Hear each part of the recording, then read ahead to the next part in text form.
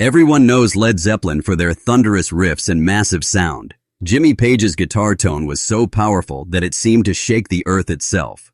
But here's the truth. Not everyone understands how that power was really made. Many guitarists think it's all about volume and distortion. But as Steve Stevens, the legendary guitarist for Billy Idol, once revealed, the real key to sounding huge isn't what most people think. It's a secret Page mastered long before anyone else caught on. Let's dive deep into the world of Zeppelin and uncover what really made that sound legendary. In the late 60s, the word heavy was changing everything. Bands like Black Sabbath and Deep Purple were pushing boundaries, but Led Zeppelin, they were creating something more, weighty, yet musical. Jimmy Page wasn't just turning up his amp, he was crafting a sonic world. He once said, "Dynamics are the secret. You can't be loud all the time." And that's where the myth begins. Many thought the secret to sounding heavy was distortion, bigger amps, or thicker strings. But Page's brilliance came from contrast, the softness before the storm. Steve Stevens would later say, Jimmy knew that the secret to power was restraint. Jimmy Page wasn't just a guitarist, he was a sound architect. Inside London's Olympic studios, he became obsessed with mic placement, echo chambers, and ambient space.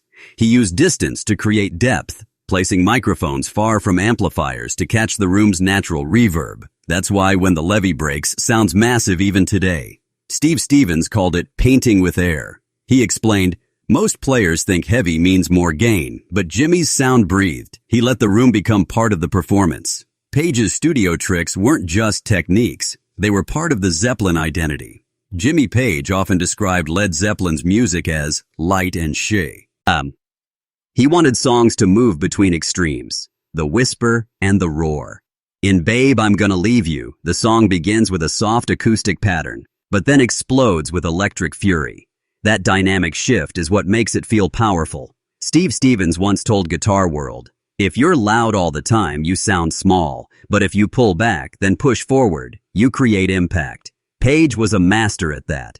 Zeppelin's real heaviness wasn't about distortion, it was drama. Many guitarists fear silence, but Jimmy Page used it like a weapon. Listen to Black Dog. Between every vocal line, there's space. Small gaps that make the guitar punch harder. That silence creates tension, and when the riff returns, it feels like an earthquake. Steve Stevens admired this approach. Page left room for Bonham, for Jones, for Plant. He didn't fill every second. That's how the sound stayed powerful. Everyone had space to breathe. It's ironic.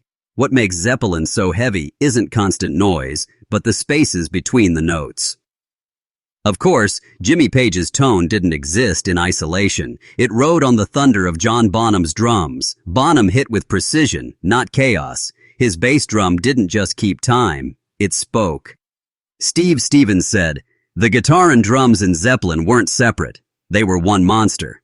Page's guitar often locked perfectly with Bonham's kick. That unity made riffs like Kashmir and Good Times, Bad Times explode with life. The real key to Zeppelin's heaviness was chemistry. 4 musicians breathing as one organism, not just volume knobs cranked to 10. Many assume Page's power came from walls of amps or secret gear, but his setup was surprisingly simple. He used a Gibson Les Paul plugged into a small Supro amp and often relied on mic distance, not volume, to build his sound. Steve Stevens laughed, saying, people spend thousands chasing that tone, but Jimmy was using minimal gain. The sound came from his hands. That's the heart of the lesson. Page's touch, his pick attack, his phrasing, created more emotional force than any pedal could. His tone was human, not machine-made. Another hidden truth. Jimmy Page embraced imperfection. He didn't polish every note. Solos on tracks like Since I've Been Loving You bleed emotion because they're raw. Steve Stevens recalled, Page left the little mistakes in, the slides, the string noise. That's where the soul lives. In an age where modern recordings chase perfection, Zeppelin's sound feels alive because it's flawed. Every squeak, every uneven bend adds weight. Jimmy's power wasn't just in sound, it was in feeling, and that's something no amp or plug-in can recreate. On stage, Zeppelin became a storm. Page's Les Paul would wail, but behind the chaos, there was precision. He controlled feedback, rode volume swells, and played with dynamics on the fly. Steve Stevens said, When I saw Zeppelin live, it was like hearing an explosion, but it was organized chaos. Jimmy was in command. That control separated him from imitators. Page didn't hide behind distortion. He used it as an instrument. Each show was different, alive, dangerous. That energy made Zeppelin not just heavy, but mythic. Decades later, Steve Stevens reflected on what he'd learned from Page. Everybody thinks Zeppelin was so heavy, he said. But listen closely. It's not thick guitars. It's space, tone, and timing. He applied those lessons in his own work with Billy Idol. Songs like Rebel used dynamics and restraint, just like Zeppelin did. Stevens concluded, the secret isn't being loud. It's knowing when not to be. Jimmy Page understood that better than anyone. It's a lesson every guitarist chases, and few truly grasp. So what is the real key to a powerful guitar sound? It's not distortion, not volume, not even gear. It's emotion. Jimmy Page made his guitar breathe, whisper, and scream, all in the same song. He created tension and release. He told stories through tone. Steve Stevens summed it up perfectly. The power doesn't come from how heavy you play. It comes from how honest you play. That's why Led Zeppelin still sounds massive today. Because behind the amplifiers and riffs, there was heart. And that's something time can never fade. Jimmy Page was one of the first rock guitarists to use layering as an art form. He didn't just record one guitar track. He built entire walls of sound using multiple takes, each slightly different. On songs like Achilles' Last Stand, there are as many as 6 or 8 guitar layers, carefully balanced so that none overpower the others. Steve Stevens once said, "That's the genius. You don't hear layers, you hear one giant breathing sound." Page's method was about texture, not clutter. He'd record clean guitars underneath distorted ones, acoustic strums beneath electric riffs, all to create dimension. It's like painting with shades of light. The listener doesn't notice each brushstroke, but they feel the depth. And that, Steve said, is where real power comes from. Not just what you play, but how you build it. In today's music world, technology rules. Digital perfection is everywhere. But Jimmy Page's sound reminds us of something powerful. The human touch. He played slightly ahead of the beat sometimes, slightly behind at others. Those tiny shifts made his playing feel alive. Steve Stevens called it the push and pull. He said, when you listen to Zeppelin, it's not locked to a grid. It's human time. That human time gives the music its pulse, its breath, its heart. Page never chased perfection. He chased emotion. Every bend, every vibrato, every note had intention.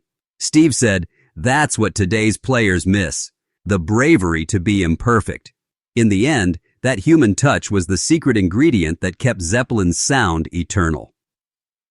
Decades have passed since Led Zeppelin ruled the stage, but Jimmy Page's sound still echoes through generations. From Slash to Jack White to Steve Stevens himself, everyone borrowed a piece of Page's philosophy.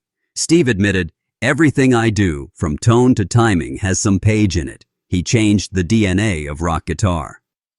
Modern producers still analyze those Zeppelin recordings, trying to understand why they sound so big, even with old analog gear. The truth? It's not just the equipment. It's the spirit behind it. Jimmy Page didn't follow rules. He trusted his ears, his gut, and his imagination. And that's the lesson Steve keeps sharing.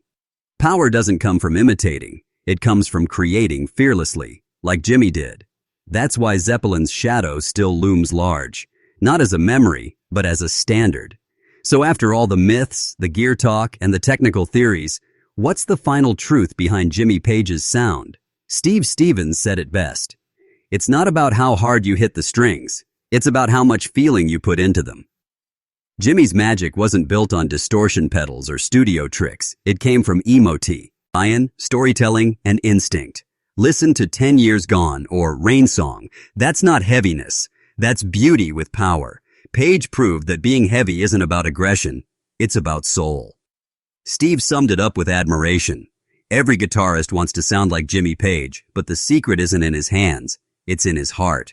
And maybe that's the real key to a powerful guitar sound. Not the amp, not the strings, but the feeling that flows through every note.